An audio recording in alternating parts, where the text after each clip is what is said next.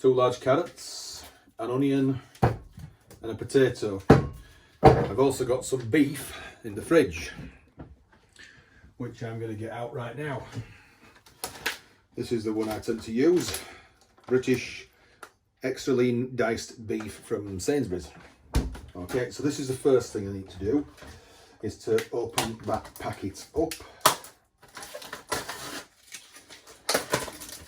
Get the meat out. I need to put some oil in there.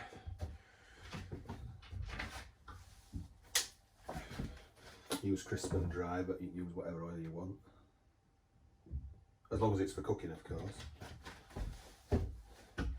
One drop of oil.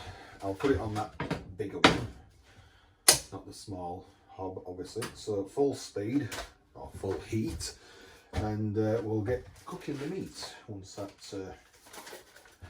let's just undo that a bit. That's it. Spoon. Nice wooden, decent wooden spoon.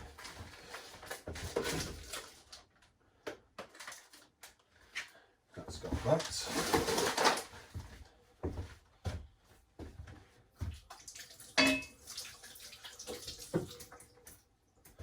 Right, so wash your hands.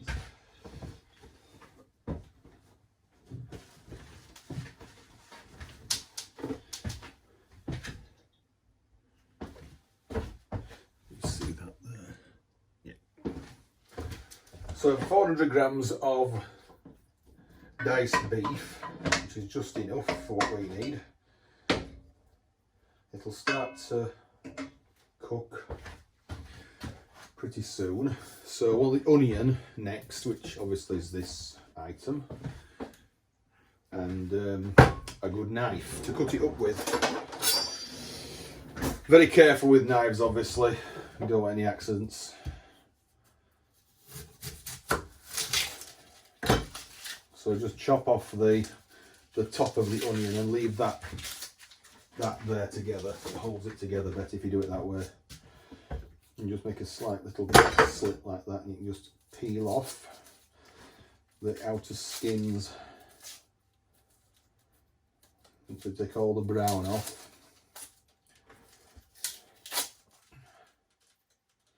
It's starting to get hot now, that pan with the meat in. So from start to finish, this will take upwards of 3 hours. It will, if not even slightly over.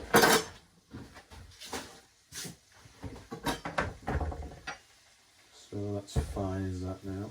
Cut it down the middle.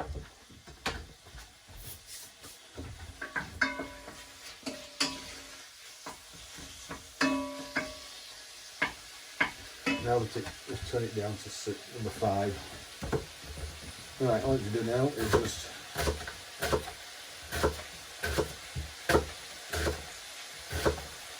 I'm not exactly Jamie Oliver, so just take it steady, then we don't have any snagged fingers. I don't like that.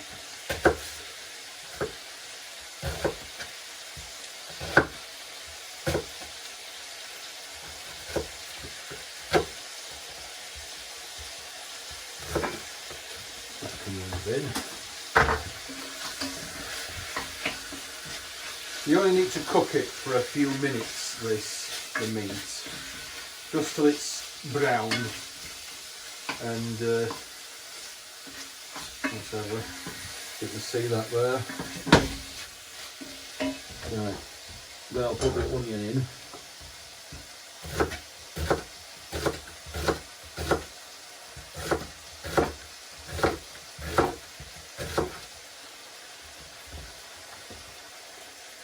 Quite a lot of onion here. It's certainly big enough as this onion.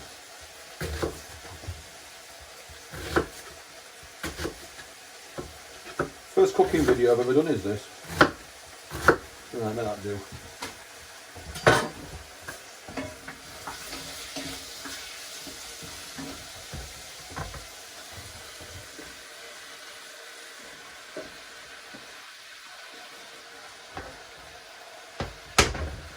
So I'll just cook that a bit now. one other thing we need is an OXO, and red OXO is the beef one. The different colour codes: green is vegetarian or vegetable, purple is lamb, I think blue is pork, and yellow is chicken. So obviously we're cooking beef, so beef it is, and I'll put 2 in actually because it's going to be big enough to justify 2. You can use whatever stock cubes you like. You don't have to use OXO, use Knorr or whatever else you want for bachelors. Put that on just to take some of the steam away. It might interfere with the sound a bit, but whatever. Right, that's looking something like cooked a bit now, so I'll just knock that off. That can stay on because we'll use it, obviously we need it for the oven. Oven can go on. I'll stick it on at 160 Celsius at the moment. I've no idea what that is in gas mark or whatever because it's an electric oven. So 160 Celsius is what I tend to do mine at. Right, so you need to peel the carrots and chop up the leek. And the potato, where's my potato peeler? Ah, got it. So quickly strip the carrots of the outer skin. That's fine there.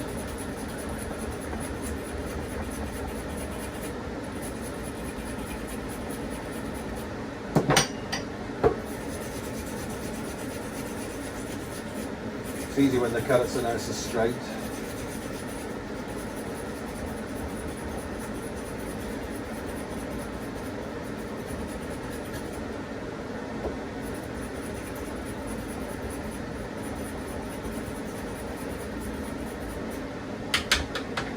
I'll be able to turn that off shortly. I will.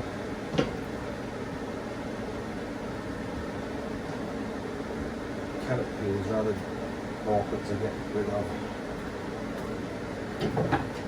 Right.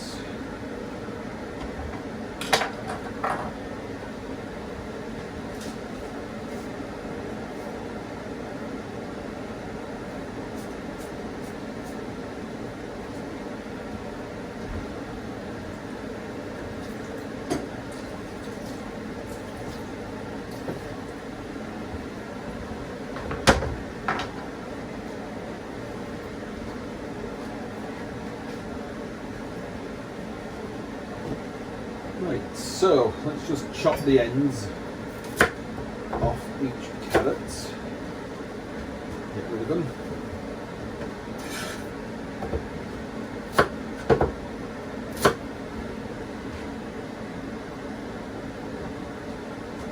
You can always give them a little rinse as well.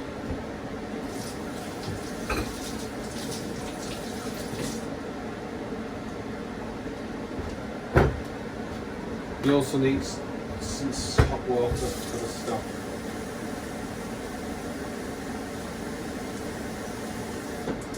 So we put a good pint and a half or thereabouts of stock.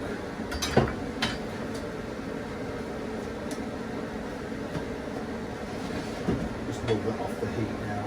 That's enough as that. Right. So cut them into little, not little chunks, little bit, maybe a bit bigger, possibly 15 to 20 mil chunks, because they do cook.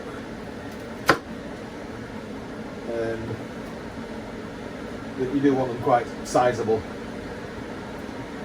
You do for stews. My sister-in-law cooks them that way normally for a vegetable. For dinner. So that's fine for carrot, potato, and we'll do next potato peeler. It's good as this potato peeler, it's quite smooth. It also gets used on both sides because I cut it like that for the potatoes and like that for the carrots.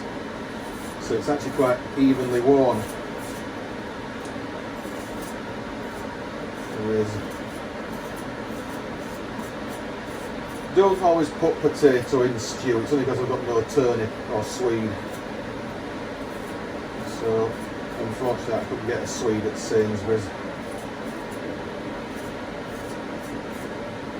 So that is fairly good. Knock that off now. So the kettle's boiling now, so that's fine.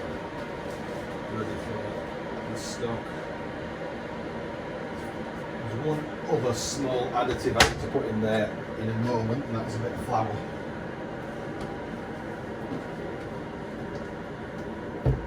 Just chop up the potato. Same with this. Just cut it into small-ish chunks like that. Stick them in, and that. Same again here, like that. Just roughly, nothing fancy. Kettle's knocked off now. Come to that in a minute.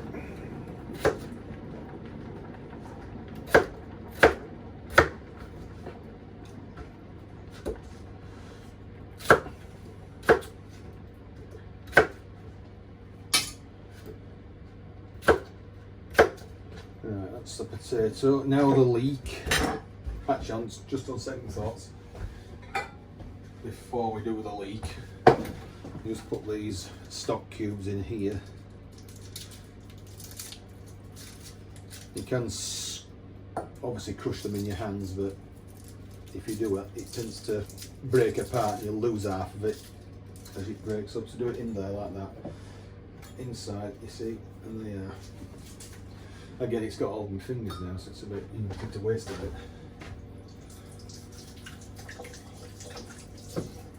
You could always crush those up with a spoon as well, if you wanted to. But it shouldn't be too difficult to simply put the hot water on like that now and fill it right up. Might need a bit more hot water, depending. So spoon and just stir it round. Leave that momentarily. I'll just do the leek. And this is a leek with 2 E's. There's 3 spellings of leek. L-E-E-K, which is this. L-E-A-K, which is a leak, as in a radiator or a sink tap or whatever. L-E-A-K-E is a place in Nottinghamshire, I think. Anyway, enough of the waffle. Let's get rid of the outer layer and chop it about there. That's fine. Quick rinse under the tap,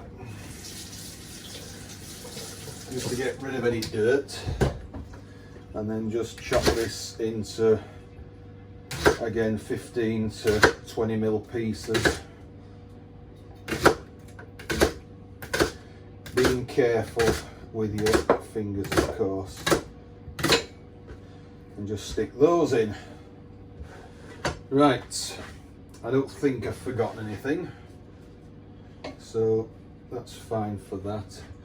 Salt and pepper, as long as you're not allergic to salt. Got a little bit of salt in there. It's a bit damp. Pepper. Oh, it's useless, that bloody pepper pot. Yeah, this one's a bit better. It might be empty, that one, that's why it's not working very well. So that's fine for salt and pepper. All we do now is pour this liquid over the, like that. Damn, I forgot to put the flour in, didn't I? Never mind.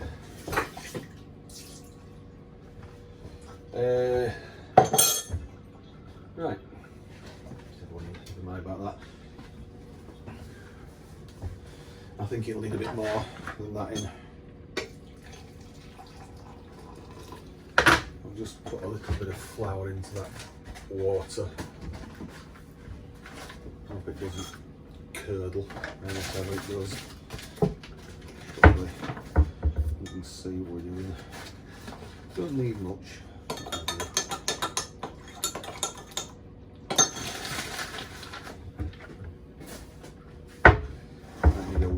actually, instead of a... where's my whisk? Here we are. Whisk. Just... Not so sure if you actually put flour into hot. Anyway, it seems to be alright. Pour that in. And that is now just about ready to go in the oven. You put the dumplings on a bit later.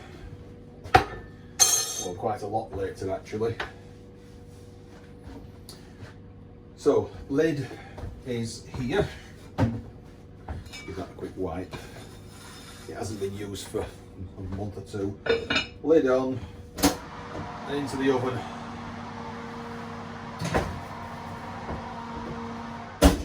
Right, so that's how to do a stew, as good as. So you just leave it in there now for 2 hours, about 160 Celsius, give or take, and then probably about once it's been about 2 hours, we can then make the dumplings. Okay, so back in a bowl. Right, welcome back. If you can see me there, as you can. Making the dumplings now.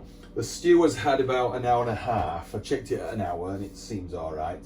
Right, so I've got suet. This is the ordinary suet, not the vegetarian, vegan one, whatever. I prefer this because I'm not a blinking veggie. Obviously I'm having stew, so I'm not vegetarian. Right, self-raising flour. We need to put... I'm going to use 6 ounces. It says 4 on there, but it's a big stew, so we'll use a bit more. 50% extra. So let's just get a spoon and we'll put 6 ounces of self-raising flour. So that's nearly 5, nearly 6, that's about right. Another little bit there.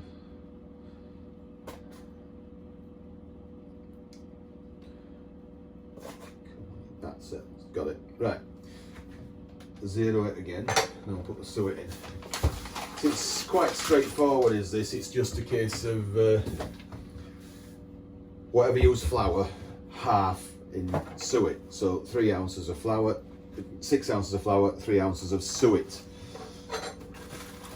So this is about the only thing you do. The next suet is dumplings. Sometimes you make like puddings as well, jam lily, probably that type of thing.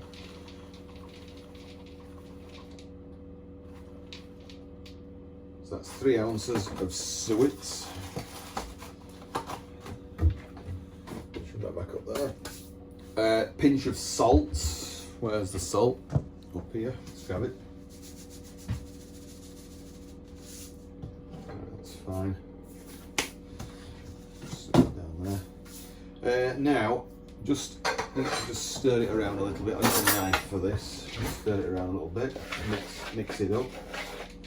And I want some water, enough to form a dough without it being too sticky. Put the scales back up there. We're finished with those. Cold water. Let it go in a moment. And then just underneath like that for a bit and see how that goes. If it needs more, add more. You can't take it out, unfortunately, so you need to be careful. If you don't add too much, it's all sloppy. Yeah, it's going to need a bit more, is that. Stir that round until you can see it forming a dough.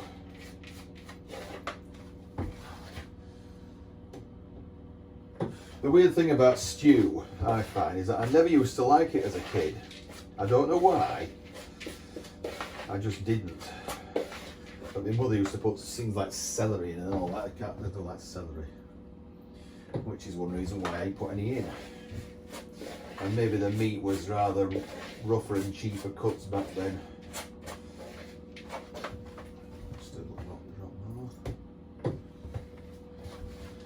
So it's not a difficult dish to prepare and to cook, but it is a bit involved, with it taking quite a long time to do. And obviously, when you come to eat it, you can eat it in 5 minutes or less, very probably.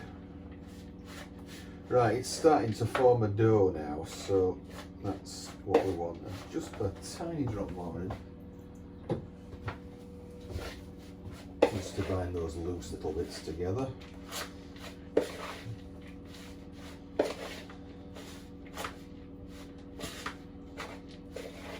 I could have used the Kenwood Chef, but it's not really worth getting it out just for this. It's fairly straightforward, just in a bowl. Right, time for the hands to get a bit messy. So just squash it together.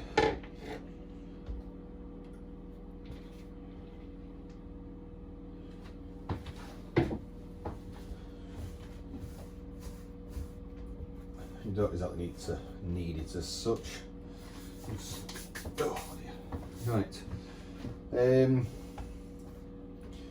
All I need to do now is just cut it into sections and make the dumplings. So I've got about 5 there, but obviously that's quite a bit, not very accurate. What you can do is this, and I use the metric scale to do this because it's a bit more accurate than ounces. Put a plate on there, turn it to metric, grams, 0 it. Right, I'll put all the lot on at one go. It comes to 348 grams. So quick bit of maths there. What's that divided by? 50 grams each for seven of them. Near enough. So that's not much near 50. 51, that's not so bad. It's not to an odd gram or two, so that's fine. Just roll them into balls, and it's falling apart. So that one, that's 85. Let's get a good bit off that one. 70, 62, 54, just a little bit more. There we are. 49 down. Right, what's that? 51.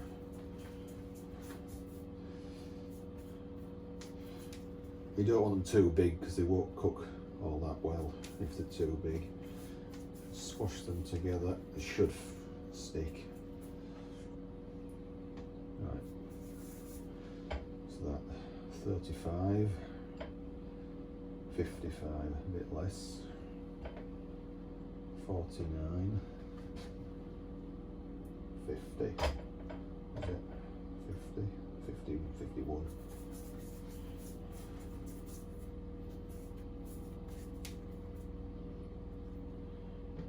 Right, what's that way now? 43, 48, a little bit more, 50, bang on.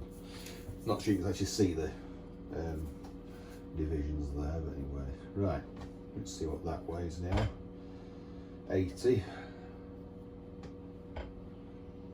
52, tiny little bit off there. That's fine, near enough.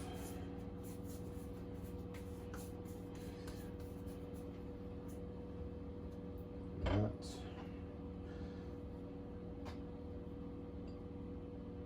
46. That's slightly smaller one. See what we've got there for that. 48. Right, that's fine. They're virtually the same size now. Only to within about 2 or 3 grams. So when it comes to the right time, which will be not very far off now, another 10 minutes or so, we'll put them on and then put them back in the oven. Let's turn that off. There again. So we've 7 pretty even dumplings.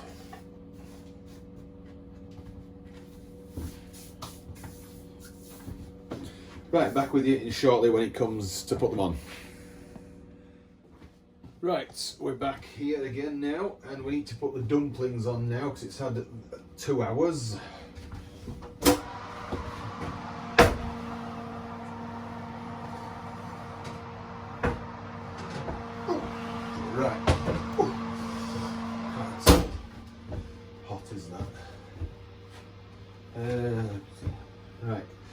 so the lid can go back on for the first bit.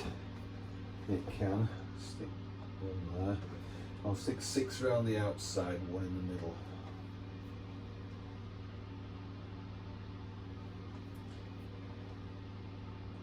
Like that, bit to the pepper pot shape. You can see that from there. Yeah, I think you can.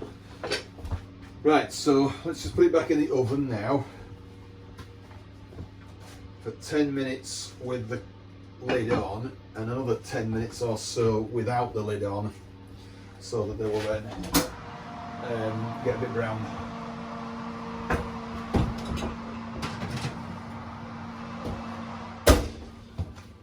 Right, okay.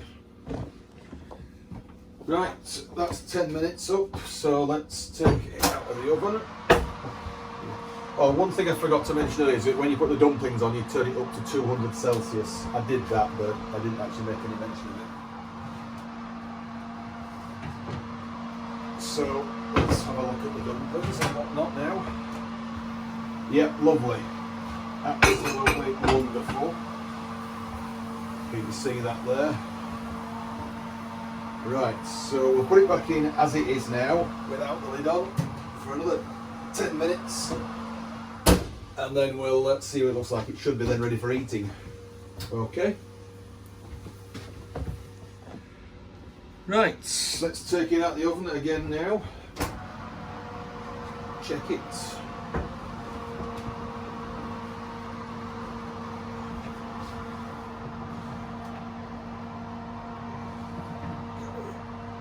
Oh, lovely.